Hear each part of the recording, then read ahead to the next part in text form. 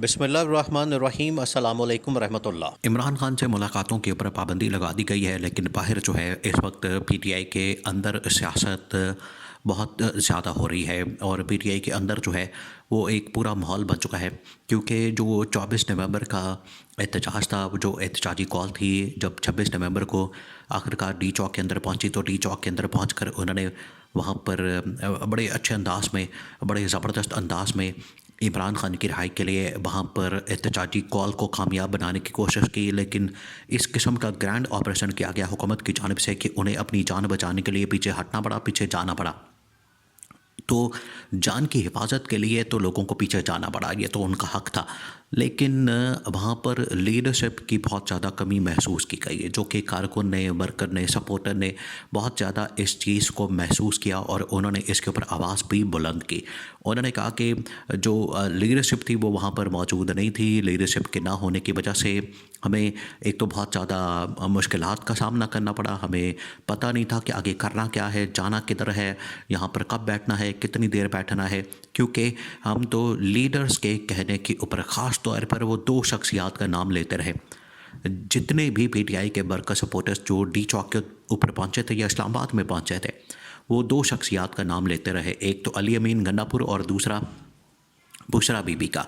कि अली अमीन गन्नापुर और बुशरा बीबी ने हमें कहा है कि इमरान खान की रिहाई तक हमने यहाँ पर बैठना है, धरना देना है, हमने यहाँ पर प्रोटेस्ट करना है, एहतजाज करना है। और जितनी देर तक इमरान खान की रिहाई नहीं होती, जितनी देर तक इमरान खान को नहीं छोड़ा जाता, हमने यहाँ से नहीं जाना।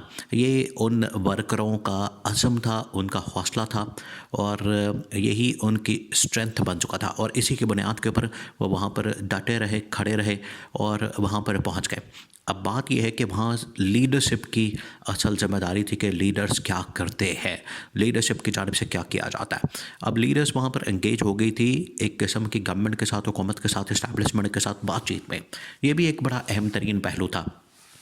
क्योंकि जो सारी की सारी लीडरशिप पहुंची, जिसके अंदर टॉप लेवल की जो लीडरशिप सारी पीटीआई की थी, उसको गवर्नमेंट ने एंगेज किया, हुकूमत ने एंगेज किया। और ये दो तीन तरफा जो है वो फिर एक ट्रैफिक खोली गई, या दो तीन तरफा जो है वो एक कम्युनिकेशन स्टार्ट की गई।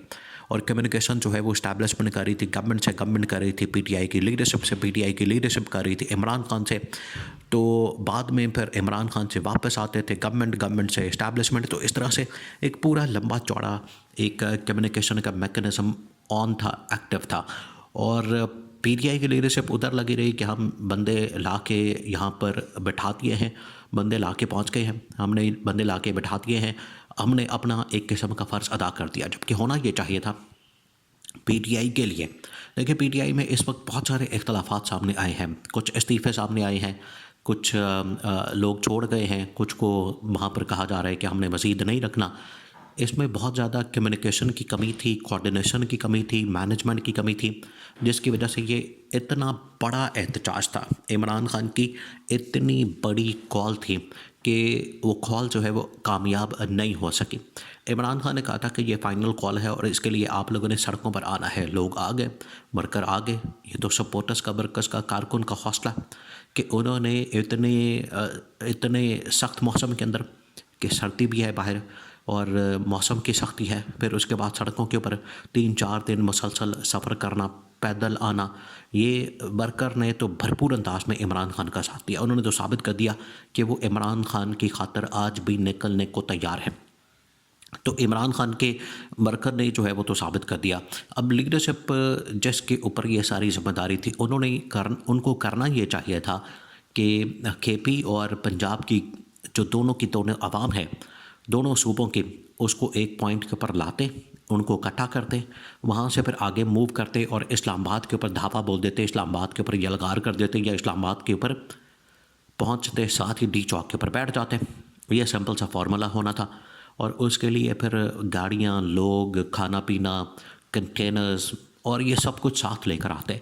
अगर बहुत बड़ी तादाद में लोग पहुंचते तो पॉसिबल नहीं होना था कि हुकूमत इतनी बड़ी तादाद में ऑपरेशन करती या वहाँ पर लोगों को पीछे हटाने में कामयाब होती, क्योंकि वहाँ पर इसमें कोई शक नहीं कि तादाद बहुत ज़्यादा थी। लेकिन अगर ये तादाद डबल हो जाती और सामने लीडरशिप मौजूद होती सामने लीडरशिप जो है वो अपने कारवां के साथ होती है। लीडरशिप सामने अब टॉप लेवल की लीडरशिप जिसमें उमर अयूब, अली अमीन गन्नापुर, असद कैसर, अली मोहम्मद ख़ान, सलमान अकरम राजा और जो भी पीटीआई के जितने एमएनए हैं वो तकरीबन कोई 90 से 100 के करीब एमएनए हैं, वो सारे फ्रंट के ऊपर खड़े होते। अगर वो गायब ना होते, अगर वो इधर उधर ना निकलते, फ्रंट के ऊपर नज़र आते तो कारकुन का हौसला और ज़्यादा बढ़ना था, वो फिर डट जाते। तो कारकुनों के साथ साथ लीडरशिप के ऊपर फायर मारना ये बड़ा मुश्किल काम था, क्योंकि आज कारकुन तो बिल्कुल गुमनामी में चले गए। किसी का कुछ पता नहीं लग रहा कि कौन कहाँ का है, कैसा है, क्या है, वो तो गुमनामी में चले गए। लेकिन अगर टॉप लेवल की लीडरशिप के ऊपर ये गोलियां चलाते और किसी सेटिंग एमएनए या एमपीए को मारते तो पूरी दुनिया के अंदर शोर मचाना था, ये इम्पैक्ट आना था, ये फ़र्क आना था। बहरहाल उन्होंने जितनी कोशिश करनी थी, एफर्ट करनी थी वो कर लें, लेकिन इससे ज़्यादा एफर्ट करने की ज़रूरत थी। लीडरशिप अगर सामने होती तो गवर्नमेंट की हिम्मत नहीं पड़नी थी इनके ऊपर फायरिंग करने की, इनके ऊपर गोलियां चलाने की। उन्हें पता था कि ये सामने वर्कर हैं, वर्कर की कोई हैसियत कोई नहीं, इतनी ज़्यादा लोग इम्पोर्टेंस नहीं देते, इस वजह से उन्होंने बूंद डाला, उन्होंने सीधे फायर मार दिए।